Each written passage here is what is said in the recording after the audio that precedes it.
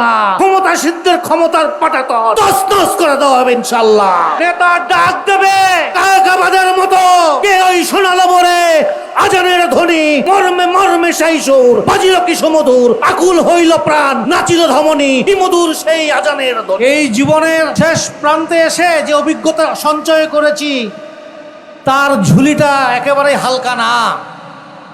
24 সালের আজকের এই দিনে সংগঠনের ডাকে সকালবেলা আমি পল্টনের অফিসে হাজির হয়েছিলাম। সেদিন মিটিং চলছে প্রধানমন্ত্রীর দপ্তরে। আমরা 4 জন ছেলে একটা মিছিল শুরু করলাম কারফিউ ভাঙার জন্য, এবং মিছিলটা যারা দেখছে তারা বলছে বাবারে সরে যাও, তোমাদের গুলি করে ফেলবে। এবং মিছিলে যাওয়ার আগে আমি জাগপার যে সঙ্গী সাথীরা আমার সাথে ছিল, আমি বললাম তোমাদের মনে যদি ডাক দেয় যে আমি শহীদ হয়ে যেতে পারবো, তাহলে আসো, আর নাহলে তোমরা থাকো, কারণ পরবর্তীতে আমরা মরে গেলেও তোমাদের মিছিল করতে হবে। 4 জন মিলে হাজির হয়ে গেলাম মিছিলে, এবং স্লোগান দিতে দিতে প্রেস ক্লাব চত্বর মাতম করে ফেললাম। 4টা মানুষ, গগন বিদারী স্লোগান। আর সেদিন শেখ হাসিনার ভাইয়ের শেখ কামালের 75তম জন্মবার্ষিকী ছিল। কি খানা দানা পিনার আয়োজন করা হয়েছে! আল্লাহর মায়ের দুনিয়ার বাইর, পাপ তার বাপকেও ছাড়ে না। শেখ হাসিনা 1 লোকমা পোলাও অথবা ভাত মুখে দিয়ে যেতে পারেন নাই। আমার মৃত্যুর মালিক আল্লাহ, আমার জন্মের মালিক আল্লাহ, আমার রিজিকের মালিক আল্লাহ। ওতে ভয় ডর করে কোনো কিছু লাভ হবে না। নেতা ডাক দেবে কায়দাবাদের মতো, কে ওই শোনালো মোরে আজানের ধ্বনি, মর্মে মর্মে সেই সুর, বাজিল কি সুমধুর, আকুল হইল প্রাণ, নাচিল ধমনী, কি মধুর সেই আজানের ধ্বনি। আজান শুনলে আমরা মসজিদের পানে ছুটে যাই।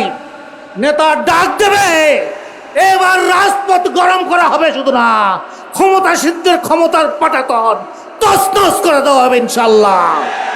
বিজয়ের পথে যাত্রা শুরু, জীবন অথবা মৃত্যু। আসসালামু আলাইকুম। সালের 5 আগস্টের যে গণঅভ্যুত্থান 2য় বর্ষপূর্তি উপলক্ষে 11 দলীয় জোট কর্তৃক আয়োজিত আজকের এই গণজামায়াতের সংগ্রামী সভাপতি, উপস্থিত থাকবেন সংগ্রামী প্রধান অতিথি, বিরোধী দলীয় সংগ্রামী নেতা, বাংলাদেশ জামায়াত ইসলামীর আমিরে জামাত, এদেশের 18 কোটি মানুষের হৃদয়ের স্পন্দন ডাক্তার শফিকুর রহমান, সংগ্রামী জাতীয় নেতৃবৃন্দ, সাংবাদিক বন্ধুগণ, সমবেত দেশবাসী, আসসালামু আলাইকুম ওয়া রাহমাতুল্লাহ।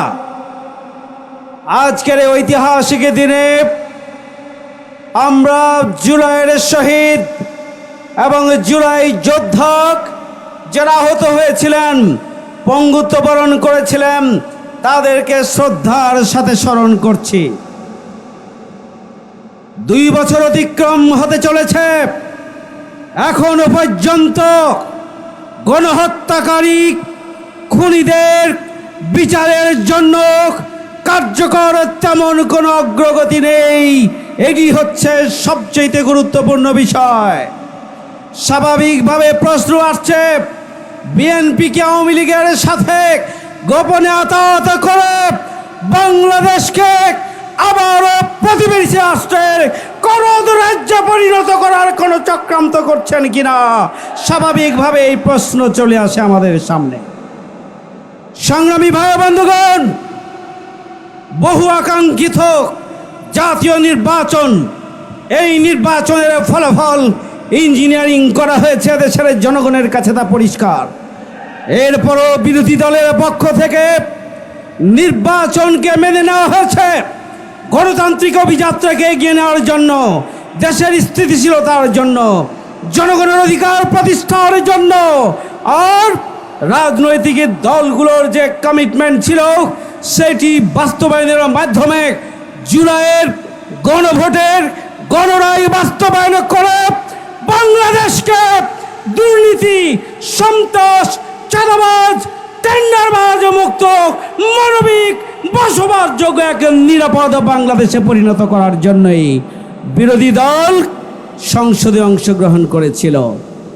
কিন্তু দুর্ভাগ্যজনক হলো সত্য, বিএনপি 70% মানুষের গণরায়কে পদদলিত করেছে।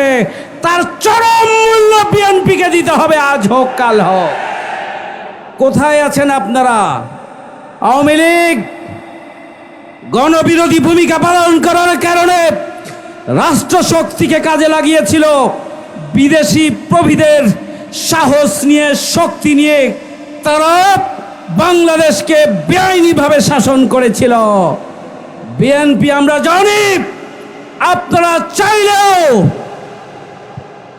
প্রভু ভক্ত হতে পারবেন না, আওয়ামী লীগের চাইতে বেশি দালালি করতে পারবেন না আমরা জানি। সুতরাং অবিলম্বে গণভোটের গণরায় বাস্তবায়ন করতে হবে, অবিলম্বে রাষ্ট্র সংস্কার সংবিধান সংস্কার করতে হবে, গণহত্যাকারী খুনিদের বিচার নিশ্চিত করতে হবে, জুলাই যোদ্ধাদের অর্থনৈতিক এবং নিরাপত্তাগত দিক থেকে সুরক্ষা দিতে হবে, জুলাই যোদ্ধা এবং শহীদ পরিবারকে রাষ্ট্রীয় উপাধিতে ভূষিত করতে হবে এবং বসবাসযোগ্য নিরাপদ বাংলাদেশ প্রতিষ্ঠার জন্য গণভোটের গণরায় বাস্তবায়ন করবেন। আর না হলে সেদিন বেশি দূরে নয়, আবারও প্রয়োজন হলে আরেকটি জুলাইয়ের আহ্বান এদেশের জনগণ দেবে ইনশাআল্লাহ। সবাইকে ধন্যবাদ। আল্লাহ হাফিজ। আসসালামু আলাইকুম। ঢাকা শহরের জনতা, আমরা ইতিমধ্যে যে বিষয়টা পরিষ্কার হয়েছি, আজকে এই দ্বিতীয় বার্ষিকীতে একটা স্বৈরাচার হওয়ার জন্য 5 মাসের মধ্যেই যে প্রমাণ দরকার, এই তারেক জিয়ার সরকার তার প্রমাণ রেখেছে। তারা শিক্ষা প্রতিষ্ঠান দখল করেছে, তারা প্রশাসন দখল করেছে, তারা বাংলাদেশের প্রতিটা প্রতিষ্ঠানে তাদের লোক বসিয়েছে। দলীয়করণের মাধ্যমে তারা নির্বাচন কমিশনকেও দখল করেছে। এই দখলবাজ স্বৈরাচারী সরকারের বিরুদ্ধে আমাদের নেতা, 11 দলের নেতা, উনি ইতিমধ্যেই ইঙ্গিত দিয়েছেন বিপ্লব অনিবার্য। আমরা আজকের এই মৃত্যুত বার্ষিকীতে বলতে চাই, আমরা আর অভ্যুত্থান চাই না, আমরা বিপ্লব চাই। এই বাংলাদেশকে ফ্যাসিস্ট মুক্ত করতে হলে বিপ্লবের মাধ্যমেই প্রতিটা ক্ষেত্র থেকে স্বৈরাচারের মূল উৎপাদন করতে হবে।